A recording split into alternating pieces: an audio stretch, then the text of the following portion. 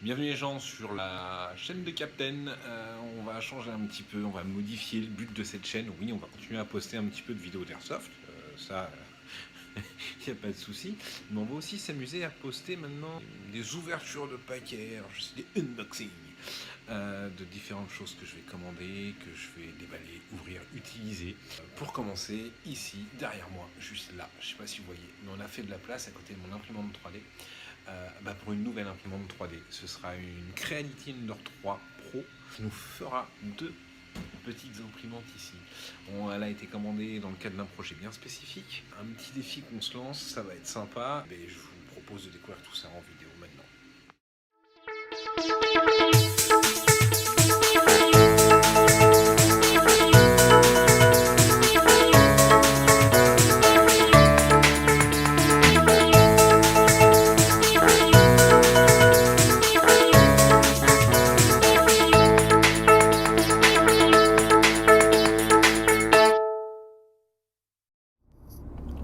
Ça y est, elle vient d'arriver. Je viens d'aller la chercher au dépôt, au point relais exactement. C'est discount, commandé samedi, reçu mardi. Je pense qu'on est pas mal, livraison gratuite. Écoutez, pour le moment, assez content, assez pressé d'aller faire le montage et je vous propose de voir ça en timelapse. Why not?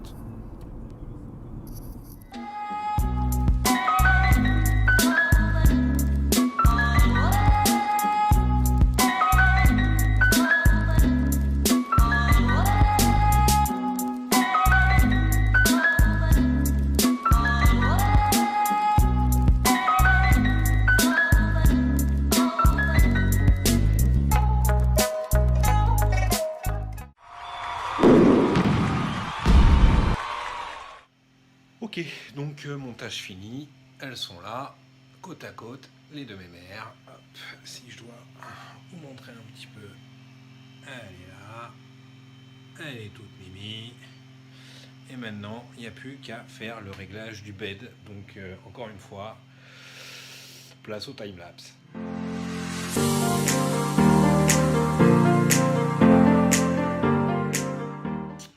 Donc réglage fini, réglage d'une qualité déconcertante. En 3 secondes ça a été réglé. Je sais que le timelapse ça fait un peu long, ouais j'ai mis 10 minutes. En gros 10 minutes pour celle-là, 1 heure pour celle-là. Honnêtement je préfère mettre 10 minutes. Le pourquoi du comment peut s'expliquer vite fait. Simplement je sais pas si on va voir, mais ici de grosses molettes bien pratiques d'accès, tandis que sur celle-ci voilà c'est quelque chose qui a été bricolé, c'est quelque chose qui a été voilà, c'est pas d'origine parce que l'origine est vraiment merdique. Enfin bref, on n'est pas trop mal. Montage fini, réglage ok. En tout cas on va voir ça. J'ai lancé la première pièce de test qui s'appelle Pig 4 heures, donc je suppose que c'est un cochon en 4 heures. Elle est là, elle est en train de tourner, pièce de test. On a mis la petite GoPro pour naturellement faire un petit timelapse pour vous suivre ça. Allez, c'est parti.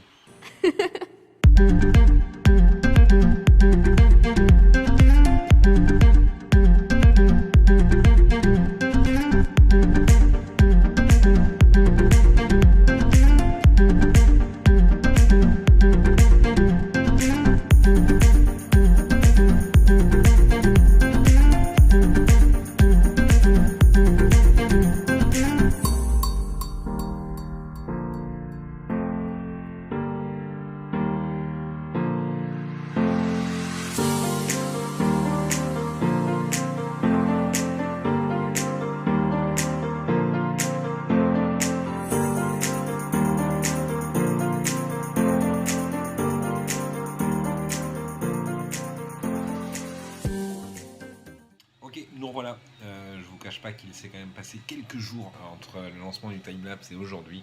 Le petit cochon, en fait il s'est pas fait en 4 heures, il s'est fait en 6 heures. Alors, je pense qu'il y a quand même un décalage entre ce qu'il nous dit sur la carte SD et le petit cochon. Mais le petit cochon il est là. Il est super propre. Je vais vous mettre une photo beaucoup plus propre qu'avec mon téléphone, juste en dessous. Les layers, ils sont à peine visibles. Franchement, je suis épaté. J'ai également fait un petit chien, c'est mignon, c'est sur la carte SD, c'est aussi un test, c'est super propre. Et en comparatif, je vais vous mettre toujours en photo juste en dessous un petit dé de test fait par mon Manetta 8. Donc pour mémoire, l'imprimant qui est la verte là au fond. Et un petit dé de test qui a été fait avec l'Under 3. Franchement, je suis épaté. Là où ça va vraiment se jouer, ça va être sur la torsion du cadre.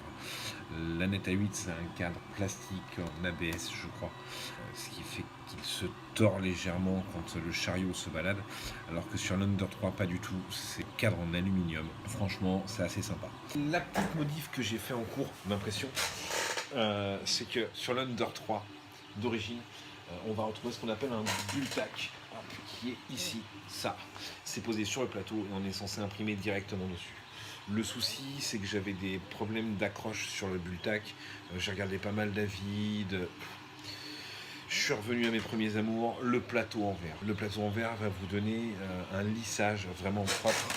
Encore une fois, je vais vous mettre quelque part par là. L'arrière d'un cube réalisé avec l'Under 3, mais un cube fait sur un bulltack, vous verrez que le dessous est lisse. Il n'y a pas d'effet miroir. Et ensuite, le dessous d'un cube réalisé toujours avec l'Under 3. Je ne sais pas si vous voyez là. Voilà, on le voit bien. On a un bel effet miroir. Le gros avantage à la base du bulltack, c'est qu'il est juste aimanté sur le plateau. Donc une fois que vous avez fini votre impression, vous désaimantez, vous pliez votre bulltack parce que c'est souple. Et là, la pièce se décolle toute seule.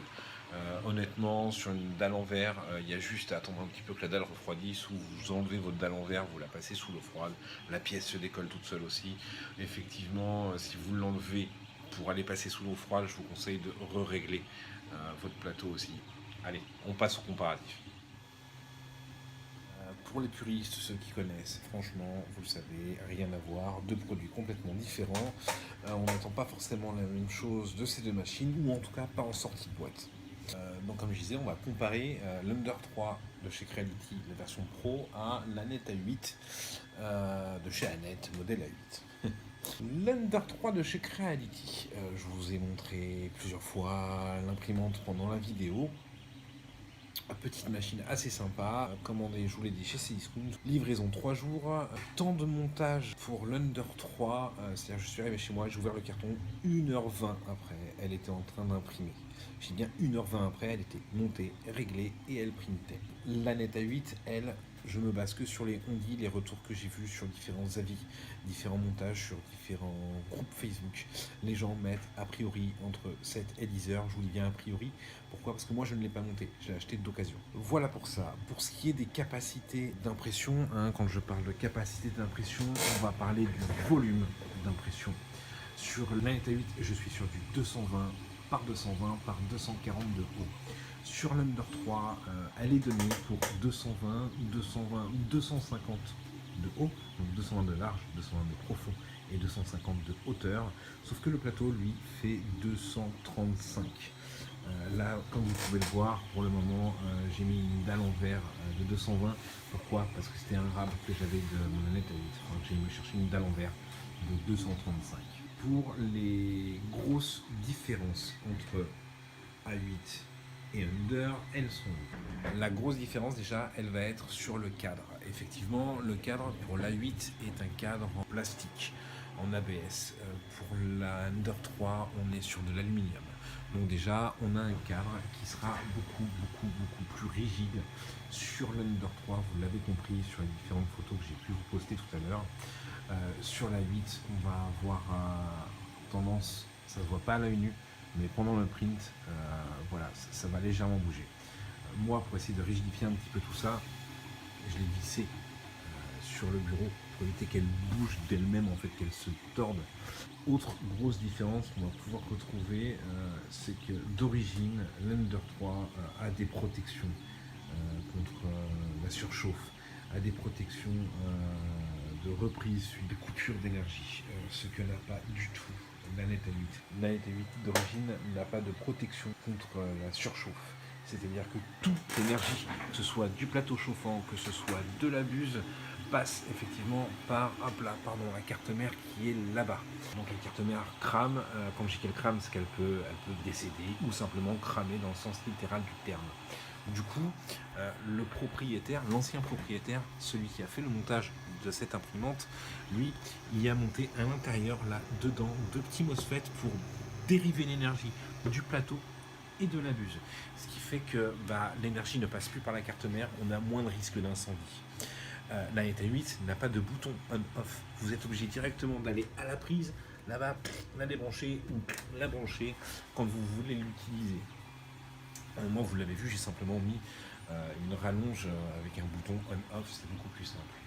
L'Ender 3, elle, a son petit bouton ici sur le côté on-off, a protection contre la surchauffe, a une reprise après coupure d'énergie. C'est-à-dire que là, bon, je ne vais pas le faire parce que j'ai pas envie de tester, mais je pourrais appuyer sur off, appuyer sur on, elle est censée me demander la reprise du print ou pas.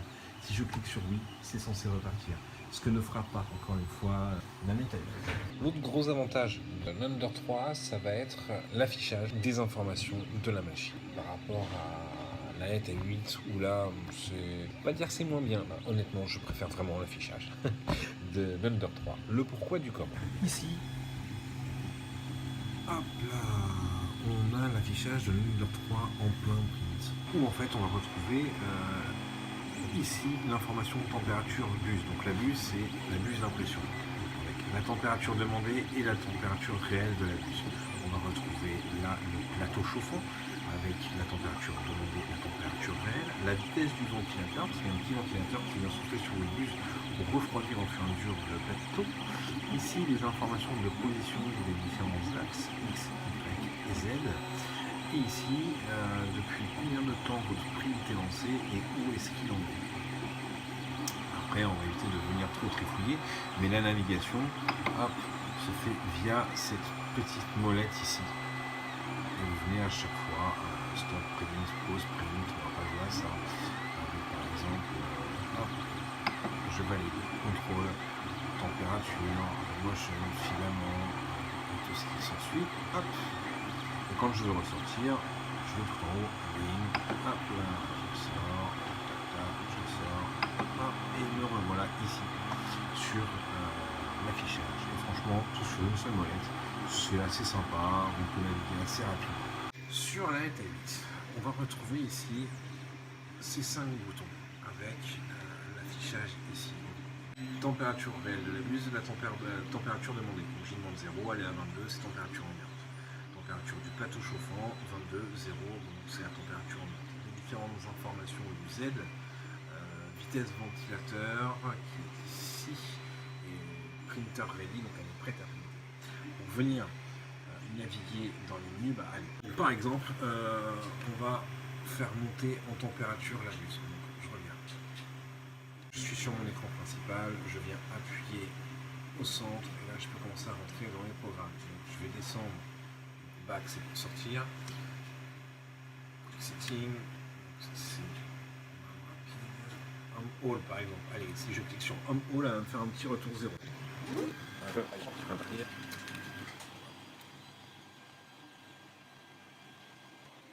On va la faire monter en température. Histoire que vous voyez les infos demandées, bouger. Vous voyez, à chaque fois, c'est un clic, 1 degré, ou si je reste appuyé, ça monte. Température du bed, 60 degrés. Température d'extrusion, 205 degrés.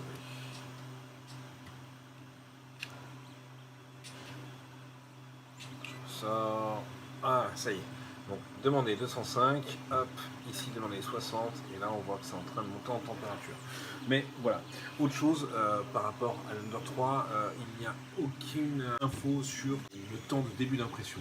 Sur l'Under 3, on a vu ici, j'ai un 3h54 qui s'affiche, c'est-à-dire que cela fait 3h54 que mon print s'est lancé. Ici, je n'aurai pas cette info, j'aurai juste l'info du pourcentage de progression de mon print. Voilà. C'est peut-être du chipotage, mais je préfère 100 fois ici que là. L'autre gros avantage qu'on va retrouver sur l'Under 3, ça va être son extrudeur déporté. Alors, je crois qu'ils appellent ça un extrudeur Broden, quelque chose comme ça. Je ne suis pas encore assez expérimenté dans le domaine, mais ça veut dire quoi? En gros, ça veut dire que vous avez l'extrudeur, donc la pièce qui est là-bas, c'est elle qui va, si je vais vous schématiser la chose, voilà, vous avez votre bobine de fil qui est ici, mon fil qui descend et qui rentre derrière, hop là, ici, dans l'extrudeur. L'extrudeur, on va avoir deux poulies qui vont pousser le fil hop, dans le tube PTFE qui est ici. Ça va descendre et ça va venir injecter le plastique en dessous. Cette pièce, du coup, vous l'avez compris, s'appelle l'extrudeur. Et l'extrudeur est déposé sur le côté. Il n'est pas sur le bras de l'imprimante. Ce qui fait que j'ai moins de poids sur le bras. Et en plus de ça, l'extrudeur peut apporter des vibrations. Du coup, rendre mon print beaucoup moins précis. Le fait qu'il soit déporté, c'est beaucoup plus simple, beaucoup plus souple. On a une impression beaucoup plus linéaire. Ce qu'on ne va pas retrouver, par exemple, sur l'Aneta 8 ici présente. Vous l'avez vu, j'ai ma bobine de fil qui est ici. Ça descend, hop, directement. Là, ça rentre dedans, directement l'extrudeur avec dessus d'accrocher ma buse d'injection. Et tout ça sur le chariot. Donc, je vais avoir toutes les vibrations de l'extrudeur qui vont venir se répercuter directement sur ma tête d'injection. Comme vous pouvez le voir aussi, j'ai les courroies à l'air libre. Bon, ça c'est pas bien méchant, c'est purement esthétique. Mais celle-ci a subi beaucoup de modifications pour pouvoir sortir des primes sympas. C'est facile. Tout ce que vous voyez en vert sur l'imprimant, ça a été ajouté, ça a été imprimé. Soit, bon là, c'est qu'un support. Et par exemple ici, vous avez des renforts qui ont été imprimés. C'est pas simplement esthétique, hein. C'est des renforts pour garantir l'équerrage de l'imprimante, comme je vous disais. C'est du plastique, donc ça peut travailler. Ils ont ajouté aussi un petit ventilo sur le côté qui n'existe pas normalement. Ce ventilateur vient refroidir la carte mère. Et comme vous pouvez l'entendre, ça ajoute pas mal de bruit supplémentaire à cette imprimante. Si je devais être plus tranchant, ce que je dirais, c'est que pour débuter une Aneta 8, c'est pas mal. C'est ce que j'ai fait, ça imprime même plutôt bien. Hein. Encore une fois, le casque qui est là a été imprimé avec la Aneta 8. Je ne l'ai pas mis là pour faire le beau, juste simplement pour dire, voilà, la Aneta 8 peut imprimer, il n'y a pas de souci. L'Ender 3, elle, en full origine, sort des prints plutôt classe. Et franchement, pour le prix, je suis vraiment bluffé. Si je devais parler Airsofter, parce que je sais qu'il y a pas mal d'Airsofters qui vont regarder cette vidéo, parce que j'ai pas mal de contacts Airsofter, pour un masto qui va imprimer une armure, honnêtement, la Aneta 8 fera le taf, parce que de toute façon, derrière l'armure, vous allez la retravailler. Vous allez mettre de la résine, des choses comme ça, la repeindre, des choses comme ça. Pour un geek qui veut s'imprimer des petites figurines Mario ou je ne sais quoi, l'Under 3 fera le taf, elle. J'espère que cette première vidéo test vous aura plu, vous l'aurez compris. Je ne vais pas rentrer dans la technicité des machines, on n'est pas là pour ça, je suis juste là pour présenter un truc que j'ai acheté et qui me fait marrer. Voilà, je vous mets en description des liens vers, non pas des sites d'achat, parce que ça, vous serez assez grand pour les trouver, ces imprimantes, vers des vidéos, des tutos de réglage, de montage. Voilà, surtout si vous avez envie de vous lancer, vous privez pas. Pour le prix, ça vaut le coup, vous risquez pas grand chose. Vous l'avez vu, je ne suis pas un expert de l'impression 3D. En 1h15, l'imprimante était montée et elle tournait sans souci. Là, je me suis lancé dans les impressions du fameux projet pour le pote, vous en saurez un petit peu plus tard, mais franchement, elle vaut le coup, et même pour tout vous dire, je me tâte là, maintenant, tout de suite, à revendre mon Aneta 8 pour m'acheter une deuxième Ender 3. Voilà, vous avez mon retour, j'espère encore une fois que cette vidéo vous a plu, n'hésitez pas à m'envoyer des coms, et avant qu'on me chambre trop, oui, je pense que le prochain tuto, ce sera sur une caméra plus sympa que mon téléphone. Voilà, bon allez, bonne journée à vous.